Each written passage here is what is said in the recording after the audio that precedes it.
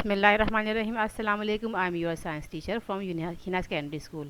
By the grace of Allah, I hope all of you will be happy, healthy, and fine. Dear students, we are going to start second chapter of syllabus of third term. Let's start our study from chapter number 2, which is sensitivity in living organism. Page number 9. Sensitivity in living organism. जानदारों के अंदर हसासियत. What is sensitivity? Sensitivity is the ability to feel change. किसी भी अपने इर्द गिर्द change को feel करने की सलाह को सेंसिटिविटी की हसासियत कहा जाता है. देयर इज़ अ सब line on the main page. The blind use their sense of touch for reading. Blind या नाबीना अफराद महसूस करने के लिए, रीडिंग करने के लिए अपनी टच, इनके सुनने की हिस्स को इस्तेमाल करते हैं. Let's start our chapter. Sensitivity या irritability is the power of to respond stimulus. किसी भी स्टिमुलस को फील करने के बाद जो एबिलिटी होती है रेस्पॉन्स करने की, उसे सेंसिटिविटी कहता है. Stimulus can be defined as any change in the external और internal environment condition which is bring about change in the activity of whole और अ पार्ट ऑर्गेनिज्म. कोई भी तब्दीली जो लिविंग थिंग के बाहर हो रही है या अंदर होती है, जो कि जानदार के अंदर किसी भी तब्दीली का बायस बनती है, उसे स्टिमुलस कहता है. फॉर एग्जाम्पल, अगर कोई हमारा नाम कॉल करता है तो हम फ़ोन पीछे मुड़ के देते हैं, तो हमारे जो नाम की आवाज़ आई वो स्टिमुलस है, और उसको महसूस करने के बाद हम पीछे मुड़ते हो, हमारा रेस्पॉन्स है. Response is the term is the change in the activity of organism. Stimulus को फील करने के बाद जो तब्दीली लिविंग थिंग के अंदर आती है उसे रेस्पॉन्स कहा जाता है. This ability to respond stimulus is a characteristic of living organism. और लिविंग और ये स्टिमुलस को फील करने के बाद रेस्पॉन्स करने की सलाह ये लिविंग थिंग की एक अहम खसूसियत है. प्लांट स्टिमुलस के खिलाफ स्लोली रिएक्ट करते हैं, जबकि एनिमल के अंदर जो है वो स्टिमुलस को फील करने की सलाह जो होती है वो और रिस्पॉन्स करने की सलाह ज़्यादा होती है. एक्सटर्नल स्टिमुलस जो किसी भी लिविंग थिंग के अंदर रेस्पॉन्स करने की सलाह पैदा करते हैं, वो लाइट भी हो सकता है, sound, temperature, gravity, touch, water या केमिकल सब्सटेंस हो सकते हैं, जिसकी वजह से लिविंग थिंग जो होते हैं उनके अंदर रेस्पॉन्स करने की एबिलिटी होती है. आमतौर पर ऑर्गेनिज्म जो होते हैं वो अपने रेस्पॉन्स को मूवमेंट की शक्ल में जाहिर करते हैं. या तो ऑर्गेनिज्म अपनी पूरी बॉडी को मूव करते हैं, या फिर उनके पार्ट की हरकत जो होती है वो रेस्पॉन्स को जाहिर करती है. प्लांट अपने रेस्पॉन्स को जो है वो रूट या शूट के ज़रिए जाहिर करते हैं, जबकि एनिमल रेस्पॉन्स को जाहिर करने के लिए अपने लिम्स यानी कि अपने टांगों या हाथों का इस्तेमाल करते हैं. Movement in plant. प्लांट के अंदर हरकत. प्लांट के अंदर 3 मेन टाइप होती है मूवमेंट की. Number 1 nastic movement, number 2 tactic movement, number 3 tropic movement. Nastic movement non direction होती है, जो आमतौर पर जो है वो स्टेशनरी प्लांट के ऐसे प्लांट ज़मीन में फिक्स होते हैं उनके पार्ट के ज़रिए जाहिर करती होती है जब उनके पास कोई भी एक्सटर्नल स्टिमुलस अमल करता है. फॉर एग्जांपल, मिमोजा प्लांट या टच मी नॉट, अगर हम उसकी लीफ को टच करते हैं तो फ़ौरन उसकी लीफ बंद हो जाती हैं. एज इट इज़ जो है पिचर प्लांट, जब उसके ऊपर कोई भी इंसेक्ट बैठता है तो वो उसका लेड बंद हो जाता है. तो इस किस्म की मूवमेंट जो प्लांट के अंदर नॉन डायरेक्शन होती है और उसे नेस्टिक मूवमेंट कहलाता है. Second type of movement is tactic movement. ऐसी मूवमेंट जिसमें ऑर्गेनिज्म अपनी जगह तब्दील करता है किसी भी एक्सटर्नल स्टिमुलस की वजह से, लाइट, ग्रेविटी, वाटर की वजह से, जिसमें पूरी बॉडी अपनी जगह तब्दील कर लेती है. इस किस्म की मूवमेंट को टैक्टिव मूवमेंट कहा जाता है. यूनिसेलुलर में क्लेमाइडोमोनास और यूग्लिना टैक्टिव मूवमेंट को जाहिर करते हैं. Number 3 movement is tropic movement. जब किसी भी फिक्स पार्ट प्लांट का, जो स्टेशनरी प्लांट का फिक्स पार्ट रेस्पॉन्स जाहिर करता है, उस रेस्पॉन्स को जो है वो ट्रॉपिक मूवमेंट कहा जाता है. आमतौर पर इस किस्म की मूवमेंट में स्टिमुलस एक डायरेक्शन में अमल करता है, जबकि रेस्पॉन्स जो होता है वो उसके मुताबिक अमल करता है, उसकी जानिब या फिर उसके अपोजिट. अगर रेस्पॉन्स जो है वो स्टिमुलस की जानिब होगा उसे पॉजिटिव कहा जाता है, अगर स्टिमुलस के अगेंस्ट होगा उसे नेगेटिव कहा जाता है. आमतौर पर प्लांट की शूट जो होती हैं वो लाइट की यानी मूव करती हैं, लिहाजा लाइट की वजह से प्लांट की शूट या स्टेम या ब्रांचेस की मूवमेंट फोटोट्रॉपिज्म कहलाती है. जबकि रूट जो होती हैं प्लांट की ग्रेविटी यानी मूव करती हैं, लाइट ग्रेविटी की वजह से जो रूट की मूवमेंट अंडरग्राउंड होती है उसे जियोट्रॉपिज्म कहा जाता है. Next topic is oxygen and topic movement. Plant के अंदर ग्रोथ का अमल एक खास किस्म के केमिकल सब्सटेंस के जरिए कंट्रोल होता है. प्लांट के अंदर उन केमिकल सब्सटेंस को प्लांट हार्मोन या फिर ऑक्सीजन कहा जाता है. यह ऑक्सीजन रूट या शूट की टिप के पर प्रोड्यूस होते हैं कि वहाँ से ये ग्रोइंग रीजन के अंदर ट्रांसफ़र हो जाते हैं. सेंसिटिविटी इन एनिमल के अंदर महसूस करने की सलाहियत. अगर हम एनिमल या प्लांट को कंपेयर करें तो एनिमल प्लांट के मुकाबले में ज़्यादा एक्टिव होते हैं, क्योंकि उनके अंदर इस चेंज को फील करने के लिए वेल डेवलप्ड सिस्टम या फिर ऑर्गन होते हैं. Tactic movement in animal. Unicellular animal जिसके अमीबा या पैरामीशियम टैक्टिव मूवमेंट को शुरू करते हैं, क्योंकि जब उनके पास कोई भी एक्सटर्नल स्टिमुलस इफ़ेक्ट करता है तो वो अपनी पूरी बॉडी को स्टिमुलस की जानिब या उसके अगेंस्ट मूव करते हैं। Sensitivity in mammals.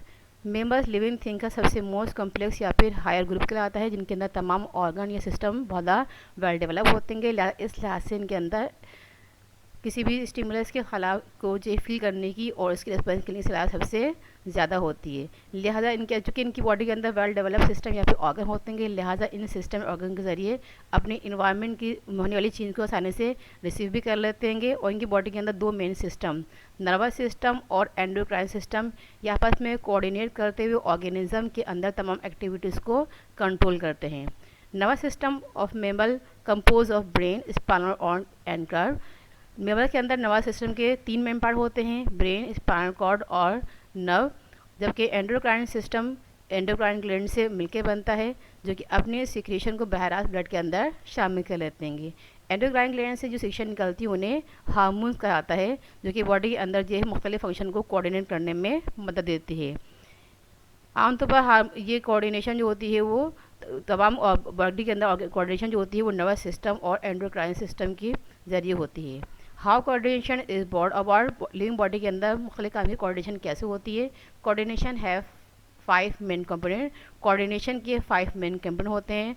Number 1 stimulus, number 2 receptor, number 3 coordinator, number 4 effector and number 5 response.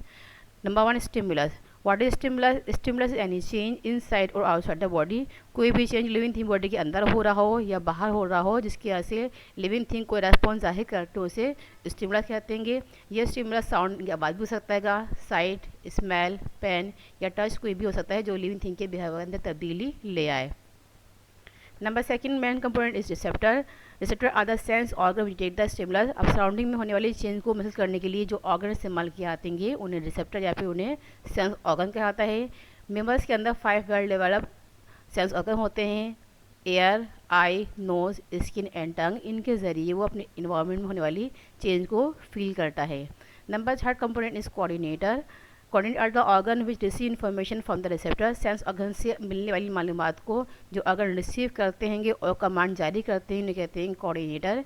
ये 2 होते हैं, number 1 brain and number 2 spinal cord. Number 4 main component is effector. Effector are the part of the body which are control by coordinator. Body के वो part जो coordinator के जरिए control होते हैं जिसके ज़रिए रेस्पॉन्स दिए जाते हैं उन्हें इफेक्टर कहलाता है। For example muscle. Response is the 5th main component. Response are change in the activity of organism. किसी भी स्टिमुलस को फील चेंज करने के बाद जो लिविंग थिंग अपना बिहेवियर जाहिर करते हैं उसे रेस्पॉन्स कहलाता है। For example move away quickly, इनके तेज़ी से मूव कर जाना। The endocrine system. बॉडी के अंदर मुख्तलिफ काम की कोऑर्डिनेशन जो खास केमिकल सिस्टम के जरिए होती है, इन्हें हार्मोन्स कहते हैं।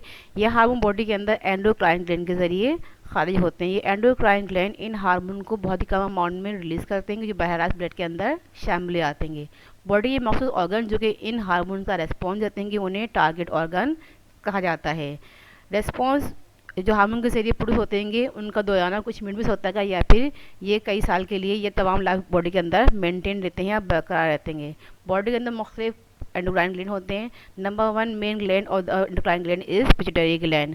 पिट्यूटरी ग्लैंड ब्रेन के बिल्कुल नीचे होता है और ये हार्मोन प्रोड्यूस करता है जो कि बॉडी की बहुत सारी एक्टिविटीज़ को कंट्रोल करता है। ये पिट्यूटरी ग्लैंड बॉडी के ब्रेन के लोअर पार्ट हाइपोथैलेमस के नीचे होता है और ये अपनी सिक्रेशन को बहराज ब्लड स्ट्रीम के अंदर शामिल कर लेता है।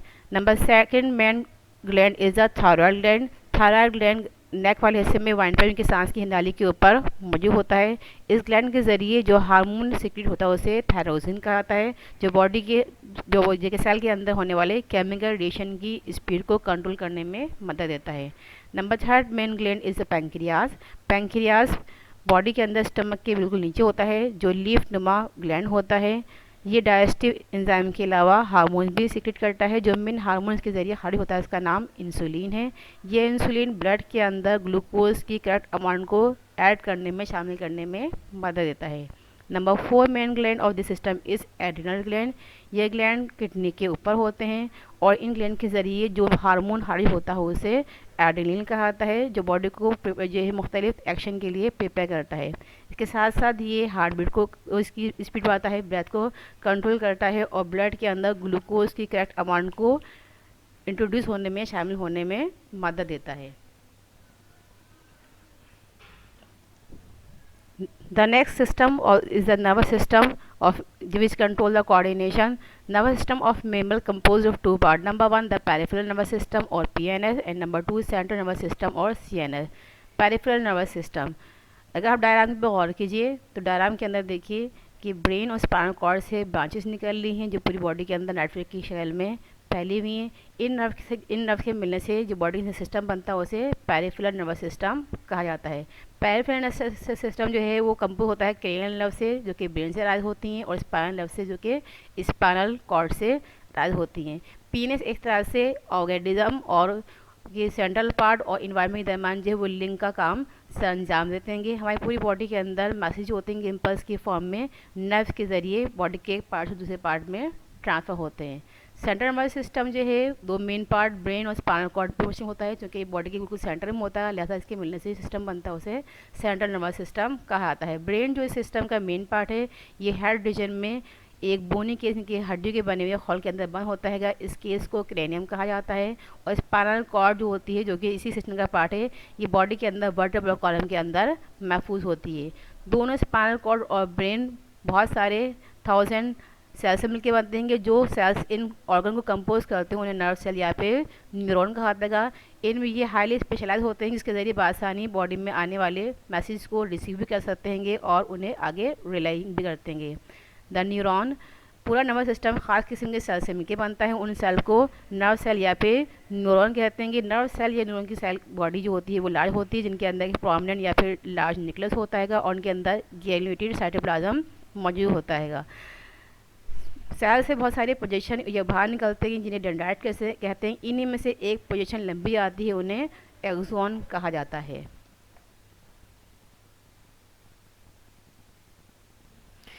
Dear student, that is all for today. The homework of these topics which I have learned is question number 1, 2 and 3.